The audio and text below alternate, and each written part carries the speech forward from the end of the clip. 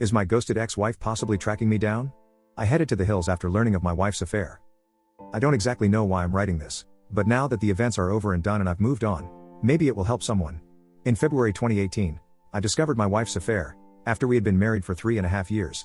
I had a contract job that involved a lot of travel at times, but also allowed me to work from home when I was back. My wife had a very well-paying job as a director of a technical sales firm. We had what I would describe as a really good marriage, although things had gotten a bit strained from my being away on work trips and her working longer and longer hours. Backstory: I met my wife, now ex, 5 years ago, at a mutual friend's barbecue. We struck up a conversation and had an instant chemistry, and quite honestly, I thought I was beating the odds being with such a beautiful and well-spoken woman. Somehow, she really liked me for my rough around the edges persona. Once we dating after a few weeks, we couldn't get enough of each other, and the clothes just flew off when we would meet at each other's apartments. We finally tied the knot after dating for 18 months, and moved into a big apartment, while saving for a house. After the first 3 years of marriage, things started changing.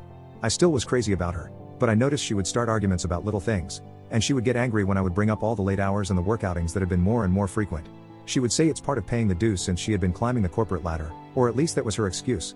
She told me I had no right to question her, since I was gone for weeks at a time myself. I had told her I could certainly manage reducing my travel hours, and had actually only been going on trips maybe 3-4 days, every 5 weeks or so. These arguments were very circular, and never had a resolution. As I look back, I had no idea my wife was in the midst of an affair. I would have never suspected a thing, except for her continued late work hours and our dwindling sex life. I just attributed this to her being tired from work. However, my ego had taken a beating from being turned down frequently when trying to initiate sex. I didn't see the secretive texting that I read about, but then again, she had a company cell phone and she could have been using it, since she spent a lot of time in our spare bedroom that she would use as a home office. It was around September of 2017 when Kathy started coming home after work, and then head off to a work engagement for the evening. This went from 1 evening a week to more than 3 evenings a week. I'm not that jealous by nature, but there is no way she would go unnoticed, and I know she would have to fend off some of the men at her office. She only seemed to be interested in work, but she was working with more male executives than female. My first suspicion of her cheating occurred a month before D-Day. She had stopped off at the store before coming home. She asked me to help with the groceries. While I was grabbing a couple bags from the back seat of her car, I noticed something pink glinting from just underneath the front passenger seat. It was one of my wife's bras. I recognized it as hers, since she liked the ones from a particular apparel store. In retrospect, I now realize the reason for the red flag with the bra. When she gets in the mood, she always takes off her bra first, from underneath her clothes. I don't know exactly why, but I instantly just had a sinking feeling in my gut when I saw this. I could not rationalize what her bra was doing under the seat. I just left it there under the seat. It almost made me sick, and my heart must have been racing like crazy, because when I returned to the kitchen with the bags, Kathy asked if I was okay, and that I looked like I had seen a ghost. I just brushed her comment off. I tried my best not to look angry or betrayed, but it took all I had to hide my feelings. That evening and the next, I decided to see if I could find out if she was involved with someone or not. I started thinking about all the clues I was missing. I had no proof except for the bra incident. We live in a fairly large city and her work is in a downtown office building. I kind of took my focus off of the affair idea for a bit and decided maybe I should give her more attention. One Friday after work, I made a nice dinner, set up the dining table with nice plates, silverware, and candles. I bought a nice bottle of wine, and a bouquet of roses. She came breezing in after work as usual. I pointed out the dinner and everything I had prepared. She gave me a sad smile and told me she was sorry, but she had plans to meet up with her co-workers tonight at a local hangout. She said she could grab a quick bite with me before she left, but had to jump in the shower first. I think my insides flipped on me and I became completely speechless. I won't tell you what kind of rage I was feeling at that point, but I had finally had enough. While she was in the shower, I grabbed my company cell phone and planted it in her back seat. I had been thinking of this lately as a way I could track her location with my personal phone. I went in and dumped the meal in the trash along with the flowers. She came back after her shower dressed up and looking great as usual. She said, "Okay, let's eat." I told her never mind, go out with your friends. She looked at me strangely and asked if I was mad. I said I'm disappointed by you never wanting to do anything together. She became angry and told me to quit acting like a child and that something snarky about having a short fuse. I stood there, letting all this sink in and said, "Foolish me, I thought you'd like to spend the evening together, for once." She just smirked at me and left in a huff. I took out my other phone and started tracking my work phone. I saw her stop about 20 minutes away at the bar that she frequents with her work buddies. I decided to head out and locate her car. Sure enough, there it was in the parking lot of the bar. I sat across the street in my car waiting to see if I could see her. I felt so unlike myself, like a stalker. But I rationalized I needed to at least satisfy my anxiety about her whereabouts. About an hour after I arrive, I see her coming out of the bar with a man. He looks like one of the execs I've seen from her work. He grabs her and pulls her close and kisses her. My stomach went into knots. My body went completely numb. They head over to another car and get in together. I do my best to follow them as the car pulls out. They travel about 10 minutes away to, you guessed it, a hotel. I pull over on the street next to the hotel. I watch as they get out and head hand in hand into the hotel. I've seen enough. I'm an idiot. I start banging my fist on the steering wheel. That's it. Something inside me went completely blank, and I'm not sure if I blacked out or had an out-of-body experience. When I recovered myself, I decided I needed a drink. Now, this is when my life took a new direction that I would have never guessed. I just started driving out of town, just reliving everything I had just witnessed, and I hate to say, crying with rage. I headed towards the outskirts of town, about 30 miles. I find a nice little bar and pull in. I find a seat at the bar and order a drink. I must have looked like death warmed over, because the bartender, female, mentioned that I looked like someone took the wind out of my sails. I half smiled and said you could say that. A guy takes a stool next to me and starts up a conversation. I'm not in much of a mood to talk, but something about this guy just made me feel comfortable. We start talking, and after a while, the subject of my wife cheating just tumbles out of my mind. How I just want to leave her and forget her. He looks at me and slaps me on the back. He says, "Buddy, you are not alone there. Happened to me a few years ago." I believe that sometimes, these things happen for a reason. And let me tell you, your life can now change either for the better, or the worse. It's entirely up to you at this point. Something about him saying this really shook me out of my glum mood. I mean, I know I'm hurting, but I have always been able to see things logically, and he is so right. Now we introduce each other. His name is Ray. He is kind of a country guy, but is just the sort of salt of the earth type that I really respect. He asks me when I'm going to move out. I guess it never occurred to me to even think that far ahead. I know I don't want to be around this woman anymore, and I do have this fight or flight feeling coursing through me. Ray says, "I feel very sympathetic to your situation, and have an idea. If it comes to it, and you feel like you need to leave at some point, I've got a travel trailer sitting on my property. It's not great and it could use a bit of fixing up. Why don't you come out and check it out and see if you could see yourself living in something like that temporarily at least? I'll make you a great deal on it. I even have a nice piece of property that you could park it on. You would be doing me a favor to keep an eye on it for me. It might do you some good to get away from your situation." Just a thought. It took me a minute to register his idea. The bartender had been overhearing the conversation and smiles. "Hell, honey," she says, "if I could have escaped my crazy ex-husband years ago, I would have jumped at the chance to go live in his trailer or anything to just get my head on straight. I feel like I have stumbled into the twilight zone, but maybe this is exactly what I need." I tell Ray, yes, I'll think about it and maybe check it out. We part ways after a bit, and make plans to meet out at his place in a few days. I started to feel like I have a little bit of perspective and a chance for getting out of what I believe is a nightmare, mixed in with a heavy heartache. One thing is for certain, there is no way I'll ever want to be with my wife again. Cheating is such a vile thing to me and has always been the one thing that I believe I would never tolerate. I got home after Kathy that night and sat on the couch. Kathy came out and asked me where I'd been. I turned to her and asked her where she had been. She says, "You know, I went to grab drinks." I asked her point blank, "Are you having an affair?" She looks a little startled but regains her composure and says, "No. Why would you ask me that?" I tell her I heard she may be involved with someone from work. She asks, "Who told you that?" I tell her someone that I know but would not divulge the name. She just tells me you are being ridiculous, and that I'm drunk and delusional, and asks me where I have been. I tell her out to a bar, to have some drinks with friends. She just stares at me, wanting to ask me more, but just heads back to our bedroom and goes back to bed. I decided to sleep on the couch, since I now have confirmation that she has been lying for months to me. I didn't sleep at all, and start picturing her with this guy in bed, and I'm disgusted and hurt and feeling sorry for myself. However, I start thinking about Ray's trailer.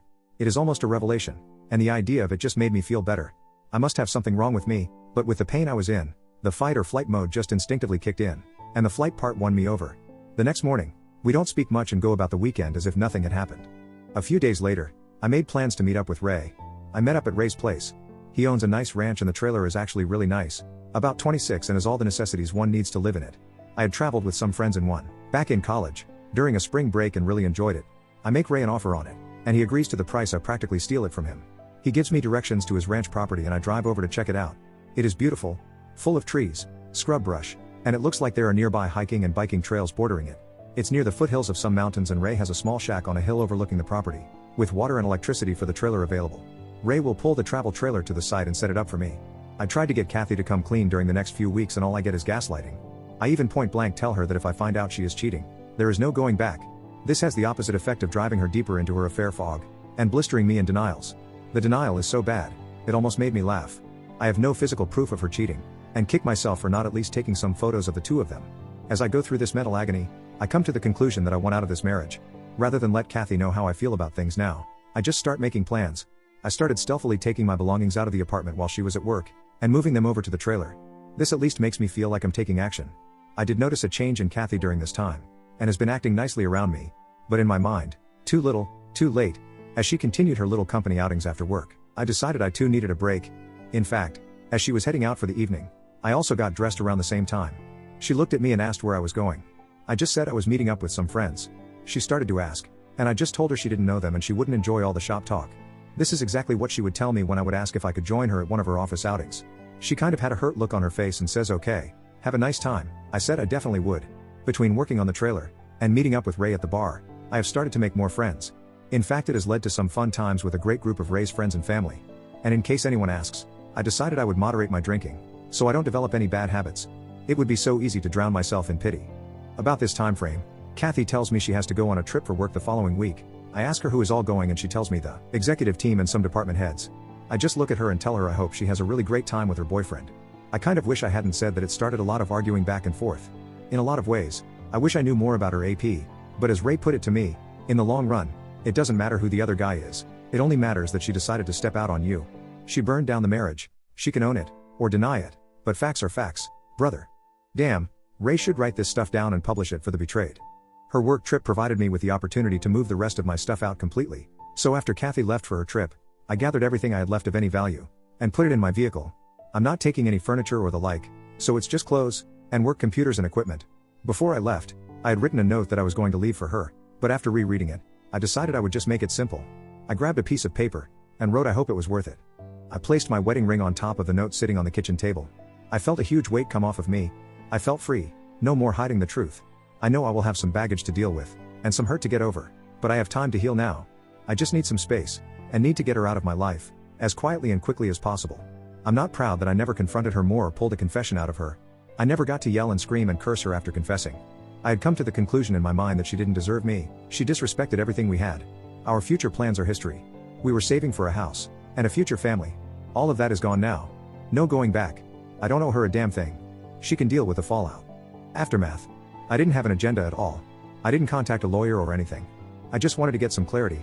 I really enjoyed my new trailer, and the mountainous air was exactly what I needed. In the following week, I took up running again, and it felt great to be alive. I never answered any of Kathy's texts while she was away. There wasn't much to respond to. They were just highlights, like, we just landed, we are having a team dinner, etc. She did send a few where are yous, and let me hear from you, etc. The day she returned home, my phone blew up. She texted me incessantly, and tried calling me constantly. After the first day, her mother tried calling me. There's only my dad left on my family side, and we aren't close, so she didn't try to get him involved. After the first few crying messages, I never bothered to listen to the rest of her voicemails. Her texts consisted of what is this? We need to talk. I don't know what you think you know, but there is nothing going on. I'm not involved with anyone. I'm not having an affair. After a week of not responding, she finally leaves me a text saying, I'm sorry, things got out of hand. I was involved with someone at work, but it meant nothing. I got caught up in my work and you were gone a lot, and I just made a mistake. I was going to end it. Haha, a mistake? This was the confession I had been seeking all along. For some reason, it just made me dislike her even more. Why couldn't she be honest? This wasn't the woman I had dreamed of building a future together. And mistakes don't last for what, 6-8 months or a year? At one point her pleading for me to come back and work on the marriage became pathetic. She quit bothering me for a couple weeks. I still refused to answer her. I did not want her to pry anything out of me where I was living. I did not want this woman ruining my sanctuary. Then one day, she started sending me angry texts like you were a coward. You won't talk to me. You don't care about us. Please come home so we can talk. Where are you? I can come to you. Damn it, Paul. Please, let's talk and fix things. I don't remember all the messages, but they all seemed to be excuses and very little in the way of apologies. I let it all go in one ear and out the other. I finally changed my cell phone number. Update, June 2018. Kathy sent me an email telling me she had retained a lawyer and was filing for divorce. I sent her a reply that said, okay, sounds good. This resulted in a flurry of emails demanding I come see her, and so forth. She realized this wouldn't get her anywhere, and after a while, she just wrote that if I agreed to an uncontested divorce, she wouldn't bother me anymore. I agreed, and several months later, finally, I was truly a free man. I never had to see her after I left our apartment. No closure for either of us, but it seemed like that was more important to her than to me. For a few months, I did think of her sometimes, and yes, the pain would appear out of nowhere, like if I heard a song come on the radio that we used to listen to, etc. But eventually, I just stopped thinking about her. Update 2. Well, I am officially divorced. Things are really good now. As a matter of fact, I met a great girl. I was out on a run on the trail just down the hill from where I live. I helped her change a flat tire and we really hit it off. She is amazing, and cute as hell, though a few years younger than me. She loves my lifestyle, and calls me her mountain man. I'm in no hurry to get serious, but I'm not about to give up on women completely. I'm still up here in the trailer. I have no plans to change anytime soon, and I've simplified my life quite a bit. I love the outdoors. It helped me get over my ex-wife, the heartache, everything. I know everyone handles these things differently.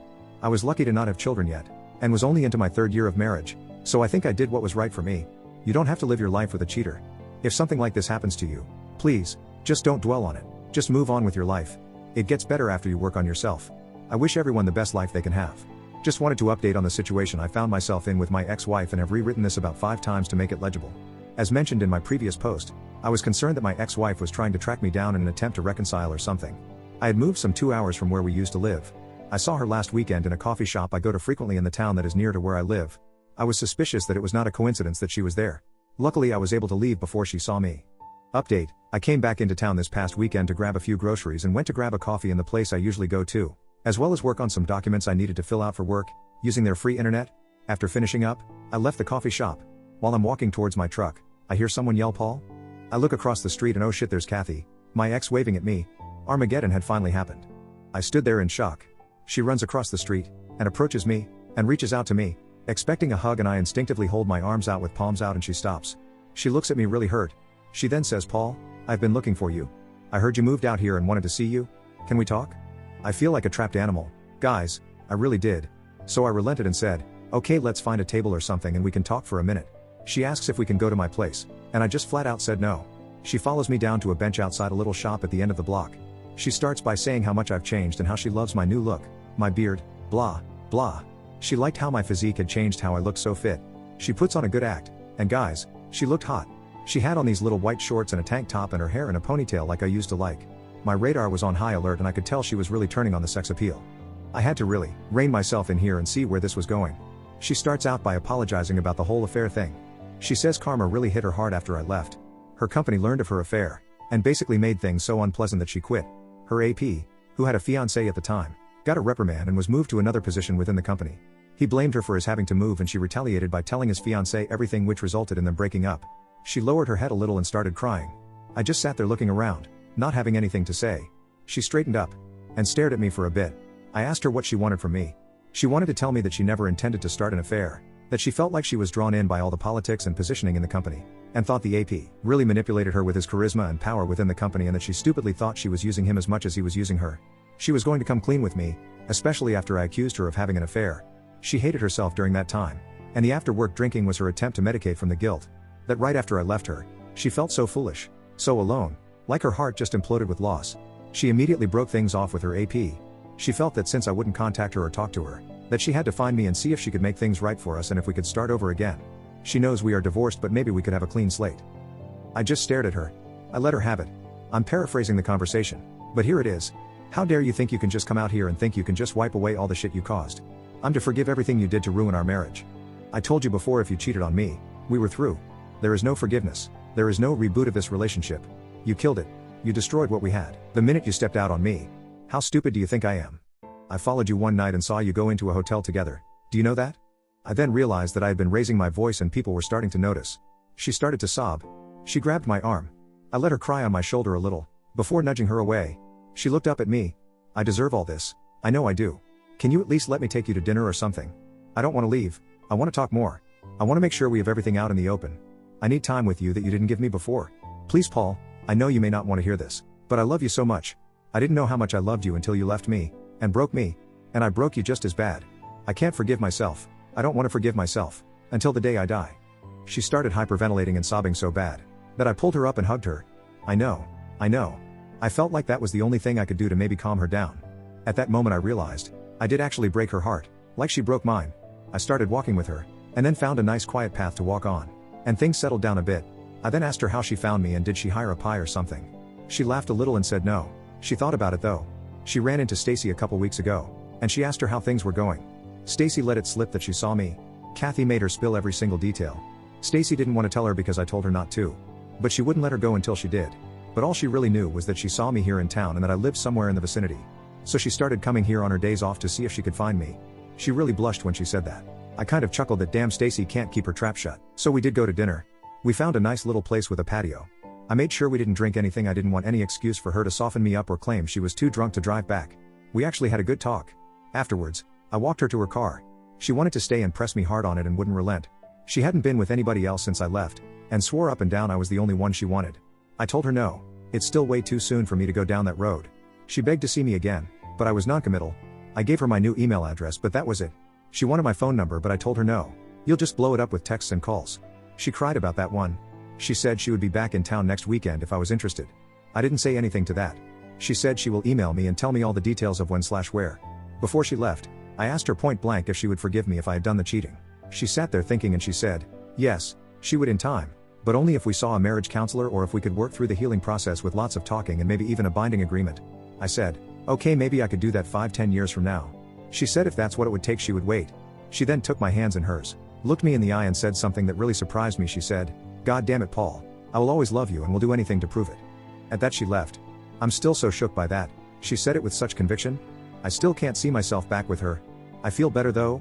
Right now, I can't even see her as in friends with benefits. Maybe a friend, but damn, I just don't know if we could ever work out again. Don't call me a chump, because second chances are rare in my book. I went home and had a nice long run and a few beers, and felt I was in a good place now. Can someone guarantee me that she wouldn't ruin that? I don't know. I just don't know. It's too fresh on my mind, but I have the luxury of time to sort all this out and get some perspective. Okay, so this will probably be my last update. I posted my story on Reddit, but the mod kept removing it. To recap, my ex-wife did find me and we did talk. After over a year of her being ghosted by me, her intention in finding me was indeed to reconcile and restart our life together. To those that wrote to me predicting that I would be the typical beta blue pill fool and forgive her and fall back in with her, you will be sorely disappointed. She did write me a long email this past week, professing her love and regret for the affair. Once again, she wanted to come back out and spend the weekend with me. My response to all this was to shut her down. I have been perfectly content to live the solo life for now, living in my remote location, and keep my situation as uncomplicated as possible. I have enjoyed the company of several women and friends, and at 32, feel there is no hurry in changing things up. I have my own self-determination roadmap, and I intend to follow it for now. So in answering her email, I refused to give her my new phone number. I laid it all out. I told her, no, I do not have any intention in reconciling with her. She made her bed, and I no longer trust her, nor do I know her any longer. I wished her the best, and will consider her a possible friend, maybe someday, in a future yet to be determined. My vagueness really frustrated her. So she replied with something very telling. She was, of course, thoroughly disappointed in my response. But she also informed me that she had accepted a job offer several states away, and her real intention all along was for me to come with her. She knows my job is remote and I can live anywhere I choose, and she thought that I would consider coming with her, and in exchange, we would have a brand new start, in a brand new location. She had little time left before she would be leaving, and wanted to see me in person, and put the hard sell on me. Fortunately for me, I have to leave for business for a week, so our time is up, thank God. So she will be gone from my life now. I imagine I will get a few more emails for a bit longer, but in time, I believe she will realize her time with me has expired, and she will have to find someone else, and she may cheat on them, too. Just thought I would share the update. So guys, live your best life, get rid of that old baggage, and empower yourself to move forward. Good luck to you all.